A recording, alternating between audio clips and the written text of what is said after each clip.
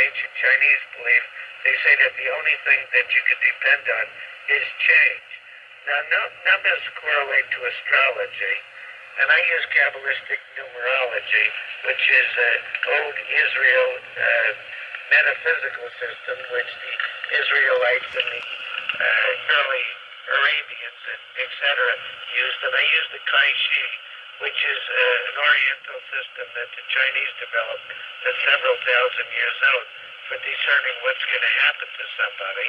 And I use the abracadabra, which is a system of charts found in early pyramids, which numerize people's names and birthdays.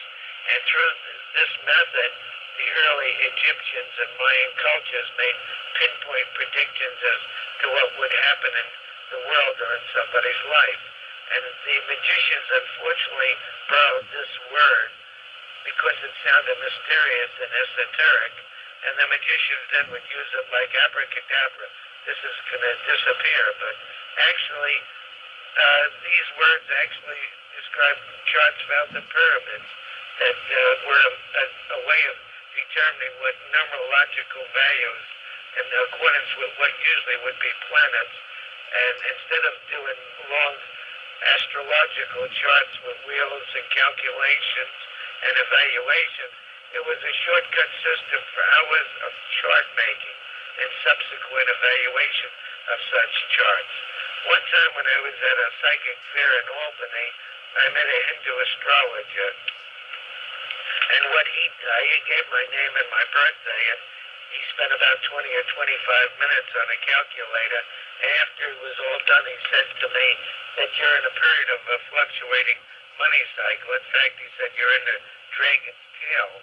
And he said money would be going up and down. And he said in 6 months you'll be in the dragon's mouth. And he said at that point all your friends will turn to enemies.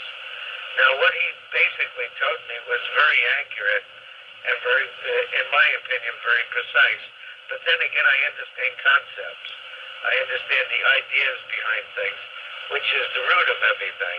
And if you understand that, then you'll understand, the basis of predictions. But I felt what he did took too long to get too little. And I started working with these different systems, which I previously described, in order to do like a shortcut astrology. So it's like doing shorthand instead of longhand writing. And I was in a position where I would be booked all day long with people in 15-minute increments, and I had to give them something. I couldn't just sit there doing a lot of long calculations in order to come up with something. Now, my specialty is event predictive analysis. In other words, I try to predict that somebody will go someplace or do something or see someone or some situation would come up before it even happens or before it's even a twinkling as far as most people are concerned. And I believe that being forewarned is being forearmed and prepared to deal with things emotionally. And some people are like an ostrich. They prefer to hide their head in the ground. And they feel that they're safe in not knowing something. And actually, they don't realize how exposed they really are. Now, a lot of people say stay away from the occult, and they don't really know what the occult is. The occult to them is goblins or witches or evil spirits, but according to the dictionary, the word occult means secret or hidden knowledge, and that which is not easily understood. Now, is there something that we're not supposed to know?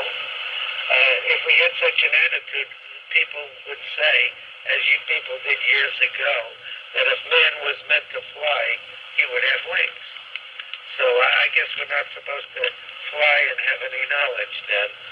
Now, years ago in England, the king and the church were together, and the king would consult astrologers and mystics, and they would tell most people that they shouldn't deal with such things, the occult or whatever, because they felt that most people could not handle it or understand it, the average person. And, the things that they felt that the things were too difficult and that most people, it would not easily be understood. And yet they themselves consulted such people. And they knew that things were not as they appeared. and that things seemed to be a different way than they were, and they were looking themselves for insight. Even the three kings that appeared before Christ were people that followed the stars, and they were basically astrologers. And these cycles, one person once asked me, gee, if you make these predictions on cycles and I don't believe in it, what then? And I said, well, it would still happen. So the fact whether you believe in it or you don't believe in it is not even a factor. And the cycles would say to somebody, ready or not, here I come. So these cycles are to really make somebody aware, but they must be patient. It's not a matter of instant gratification.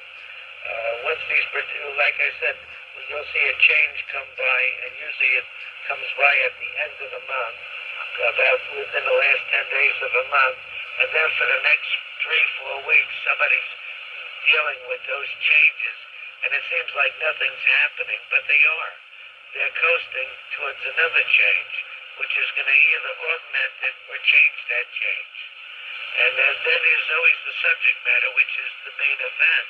And there's the possibilities, which mean it's things that could affect you, which are less important, or they may affect people around you as well as yourself. So if I give you names of people, it means that these are people you'll meet, hear from, deal with, or be around. And a lot of them may not come up right away. So whenever you get this type of a reading, you need patience, understanding, and awareness. It's not a tool of instant gratification. It's knowledge. And if you understand knowledge and you use it, you understand that everything's in the process of changing, and everything is important.